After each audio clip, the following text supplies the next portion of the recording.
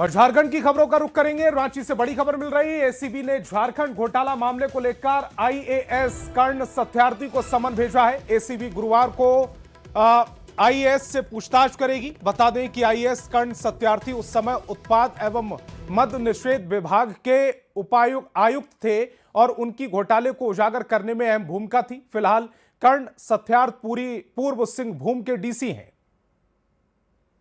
शराब घोटाले मामले को लेकर एसीबी की जांच तेज हो चली है और लगातार लोगों से पूछताछ की जा रही है। खासतौर से बात करें तो शराब घोटाले मामले को लेकर अब कर्ण सत्यार्थी से कल यानी कि 20 तारीख को पूछताछ की जानी है। इसे लेकर बाकायदा उन्हें समन भी भेजा गया है। बता दें कि कर्ण सत्यार्थी जब उत्पाद आयुक्त के पद पर थे उस वक्त उनके द्वारा इस पूरे मामले को उजागर किया गया था। ये जानकारियां जो हैं वो सामने आई है, जिसके बाद इस मामले को लेकर प्लेसमेंट एजेंसियों का क्या कुछ रवैया था और किस तरह से उन्हें लाभान्वित उत्पाद एवं मद्य निषेध विभाग में किया जा रहा था, इसे लेकर कर्ण सत्यार्थी से पूछताछ की जाएगी और तमाम जानकारियों को लिया जाएगा। बता दें कि एसीबी के द्वारा अब तक 5 आईएएस से पूछताछ हो चुकी है।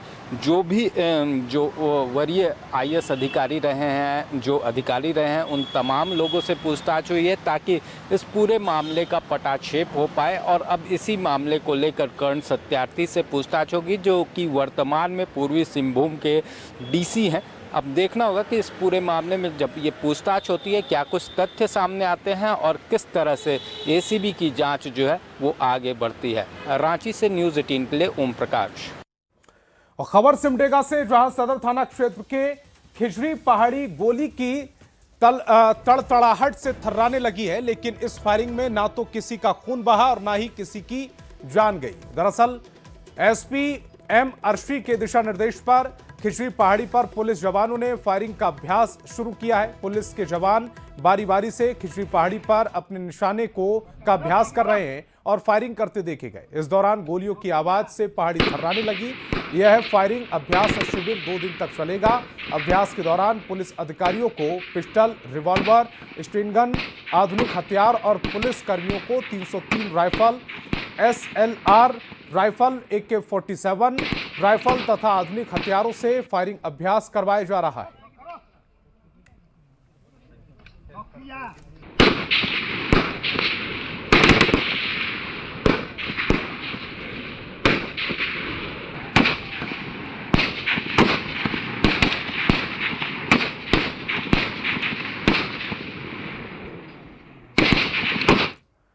और जमशेदपुर में चोरों का आतंक देखने को मिल रहा है। कुछ ही घंटों में 2 घरों को चोरों ने निशाना बनाया। उलीडीही थाना क्षेत्र में 2 घरों में 20 से 25 लाख रुपए की जेवरात की चोरी की गई। चोरों ने कैश के साथ कीमती सामान पर हाथ साफ किया। परिवार के लोग तिलक समारोह में कुछ ही घंटे के लिए गए थे। घर आते ही दरवाजा और 3 अलमारी टूटी मिलने से हड़कंप मच गया। सूचना मिलते ही पुलिस मौके पर पहुंची और मामले की जांच में जुट गई।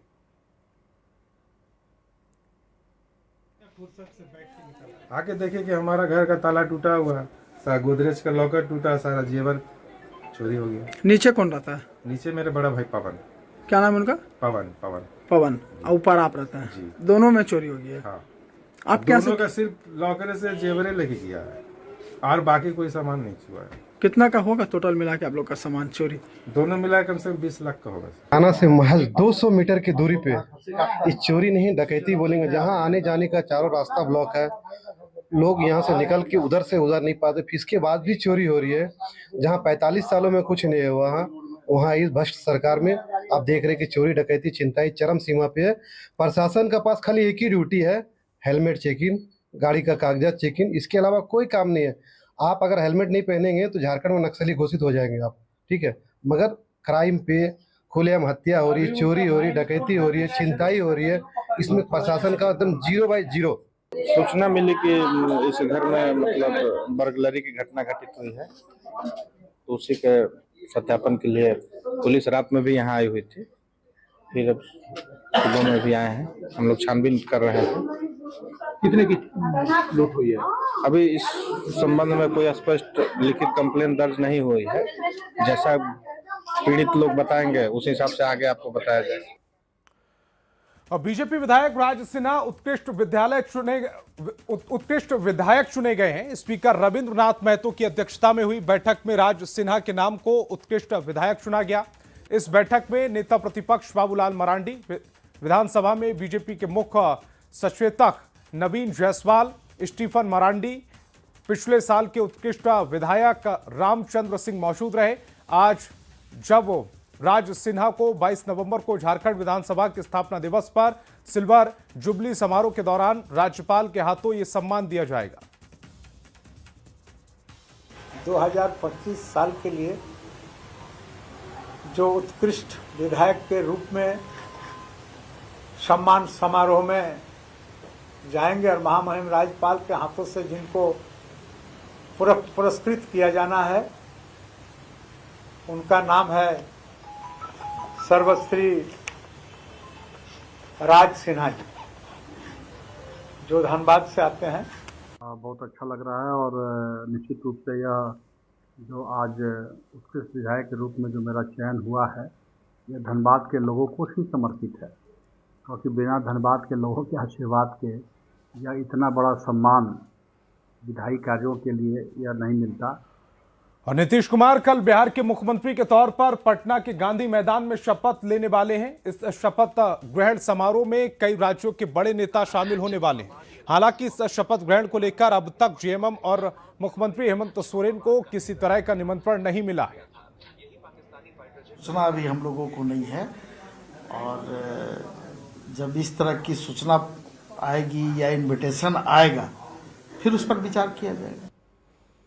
खबर रांची से, जहां जेएमएम के प्रवक्ता मनोज पांडे ने बड़ा बयान दिया। कहा कि हेमंत सोरेन की सरकार गांव की सरकार है, इसीलिए पंचायत स्तर पर आपकी योजना, आपकी सरकार, आपके द्वार कार्यक्रम शुरू किए गए। मुख्यमंत्री हेमंत सोरेन खुद पंचायतों में पहुंचकर लोगों से सीधा संवाद करेंगे।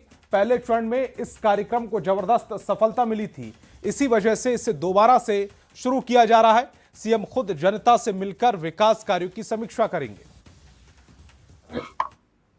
और ये झारखंड की माटी के बेटे की सरकार है। ये परिकल्पना हमारे नेता, सिर्फ हमारे नेता हेमंत सोरेन जी के ज़हन की उपज है और बहुत ही बेहतरीन इसके फलाफल आए हैं और इसकी मॉनिटरिंग खुद माननीय मुख्यमंत्री हेमंत सोरेन जी करते हैं। ये बहुत बड़ी बात है और 80 से 90% इसके सकारात्मक रिजल्ट आए हैं और जो निराकरण नहीं हो पाता है उसकी भी समीक्षा मुख्यमंत्री महोदय करते हैं। बिहार में एनडीए की प्रचंड जीत पर झारखंड प्रदेश भाजपा के कार्यकारी अध्यक्ष आदित्य प्रसाद साहू ने बधाई देते हुए कहा कि बिहार की जनता ने फिर से डबल इंजन की सरकार को चुना। बिहार की जनता ने नरेंद्र मोदी और नीतीश कुमार के विकास कार्य, विश्वास और रोजगार के एजेंडे पर मोहर लगा दी। लालू राबड़ी के शासनकाल पर कड़ा प्रहार किया। लोगों ने बहुत खुले मन से देश के यशस्वी प्रधानमंत्री आदरणीय नरेंद्र मोदी जी को आशीर्वाद देने का काम किया है और बिहार राज्य में नरेंद्र मोदी जी के कार्यों को और नीतीश जी के कार्यों को, चूँकि डबल इंजन की वहाँ भी सरकार है, जिस प्रकार से बिहार पिछड़ा राज्य के रूप में लोग देखते थे, जानते थे, लेकिन आज वो विकासशील राज्य के रूप में जाना जाने लगा है। आरजेडी और कांग्रेस के नेतृत्व में जब बिहार में सरकार चल रही थी तो किस प्रकार से लगातार राज्य को खोखला करने का काम किया था और जंगल राज को बहुत तेजी के साथ बढ़ाया था। रांची से बड़ी खबर है, जेएससीए में टेनिस कोर्ट में उतरे हैं Mahendra Singh Dhoni. Country cricket club tennis championship 2025 tennis में पार्टनर सुमित के साथ कोर्ट में उतरे महेंद्र सिंह धोनी। महेंद्र सिंह धोनी ने टेनिस खेला। हर साल टेनिस चैंपियनशिप में शामिल होते हैं महेंद्र सिंह धोनी और उसी प्रतियोगिता की यह तस्वीर इस समय आपकी टेलीविजन स्क्रीन पर।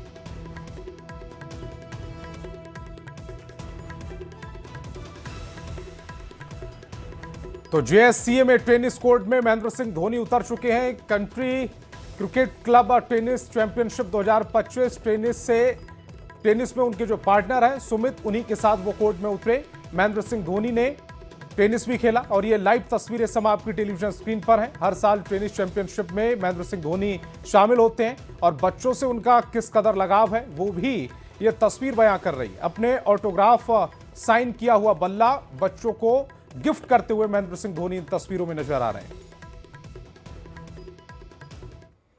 और वक्त है एक छोटे से ब्रेक का।